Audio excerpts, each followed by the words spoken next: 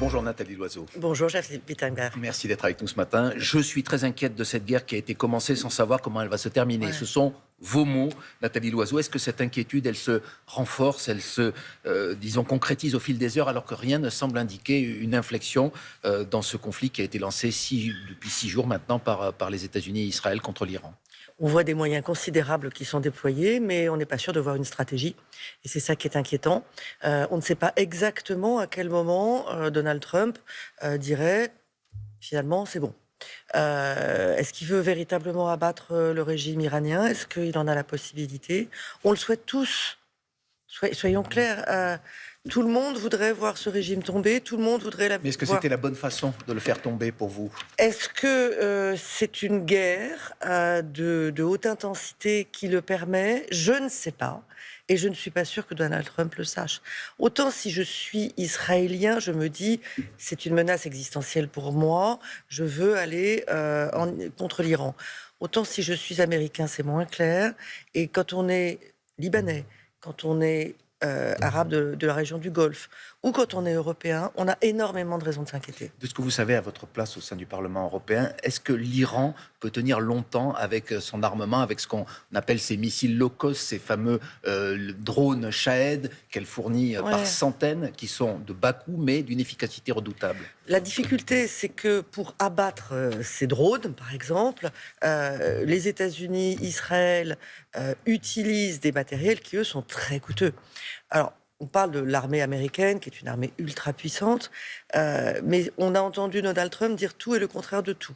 Il y a quelques jours, il disait « je n'ai pas peur d'envoyer des hommes sur le terrain ». Hier, il a dit « je ne les enverrai pas, ce serait une perte de temps ». Alors, il crée de l'incertitude stratégique pour son adversaire, ça, j'allais dire, c'est de bonne guerre. Mais on n'est pas tout à fait sûr qu'on n'a pas une guerre entre les mains d'un apprenti sorcier. Que doit faire l'Europe dans ce contexte? Pour l'instant, elle s'est contentée d'être spectatrice, avec d'ailleurs des avis différents. L'Espagne, par exemple, n'a pas autorisé les États-Unis à débarquer sur ses bases, alors que l'Allemagne, par exemple, soutient cette offensive. La France est un peu entre deux. Qu'est-ce que doit faire l'Europe? Est-ce qu'elle doit parler d'une seule voix? Ce n'est pas le cas aujourd'hui. D'abord, rappelez-vous, 2003, la guerre d'invasion américaine en Irak. L'Europe était vraiment divisée. Vous aviez des pays européens qui participaient à la guerre américaine. Ce n'est pas le cas aujourd'hui. Personne ne participe, et je dirais à juste titre. On va y venir sur le rôle de la France. En Europe, vous nous direz si pour vous elle participe ou non. En Europe, on ne fait pas de guerre quand on n'est pas obligé de les faire. Et en Europe, on n'est pas des apprentis sorciers, parce que l'Europe s'est construite dans le rejet de la guerre. Et heureusement. Et je crois qu'aucun citoyen en Europe ne nous demande de faire la guerre à l'Iran. Le monde entier est spectateur. Donald Trump n'a prévenu ni le Congrès des États-Unis, ni le Conseil de sécurité de l'ONU. Le monde entier constate, et je parlais récemment à un responsable saoudien qui me disait « c'est eux qui cassent et c'est nous qui devrons réparer. They break it, we own it ».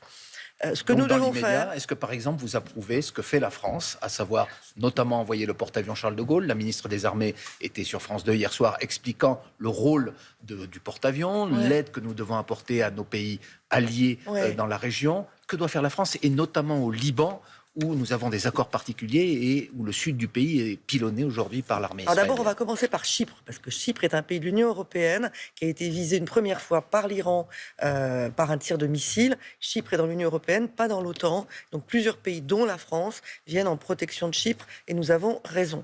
Nous avons aussi des accords avec le Koweït, les Émirats, le Qatar, et nous les aidons à se défendre. Ça veut dire que nous ne sommes pas offensifs, nous ne sommes pas co-belligérants.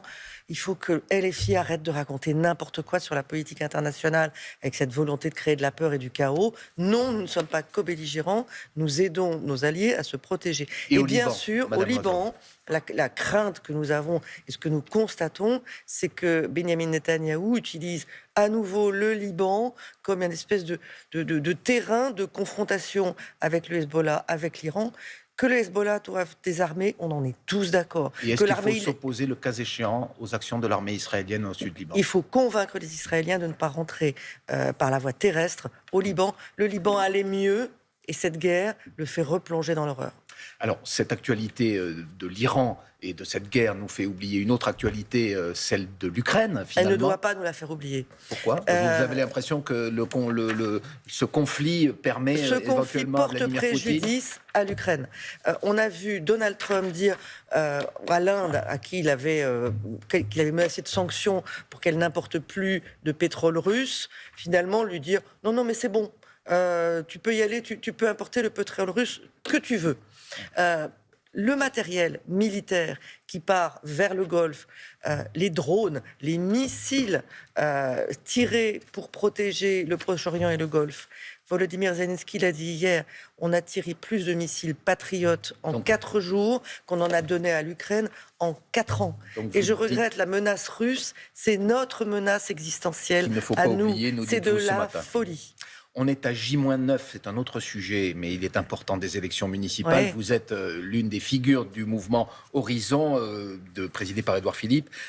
Cette coalition, celle du centre-droit, Horizon, mais aussi Renaissance, tous ces partis-là, n'aborde pas ces élections dans la meilleure configuration. Les conquêtes devraient être assez rares et même...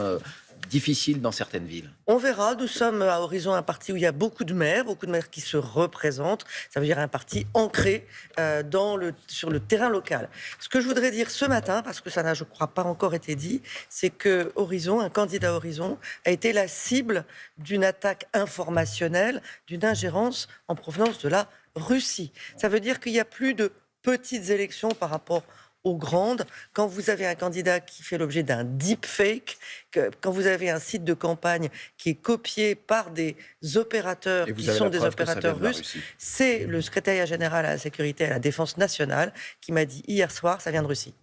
Il y a un débat qui monte aujourd'hui sur les enjeux de ce scrutin lorsqu'il y a, au deuxième tour, dans certaines villes, lorsqu'un candidat RN est susceptible de l'emporter. On a vu dans le passé des fronts républicains se mener. Est-ce que vous êtes favorable à des fronts républicains, on verra quel mot sera employé, contre l'éventualité de l'élection d'un candidat de la France insoumise ? Chez Horizon, on est très clair depuis le début, depuis la création d'Horizon. Pour nous, c'est ni RN, ni LFI. Ce sont deux partis qui jouent avec le chaos, qui jouent avec la violence, parfois de manière tragique, on l'a vu récemment, ni RN, ni LFI. Mais si dans un deuxième tour, si vous étiez électrice dans une ville, ou peut-être un jour à la présidentielle, entre un candidat RN et LFI, que feriez-vous, Madame Nathalie Loiseau Si je suis à Horizon, c'est précisément pour qu'on n'ait pas à devoir choisir entre deux extrêmes. Néanmoins, non, croyez-moi, on est mobilisés et ça ne sera pas le choix qui sera offert aux Français. Merci beaucoup, Nathalie Loiseau, députée européenne de Renew, et c'est la suite de Télématin. Merci beaucoup. Et merci à tous les deux. Merci également à Sophie Berger-Finot pour la traduction en langue des signes.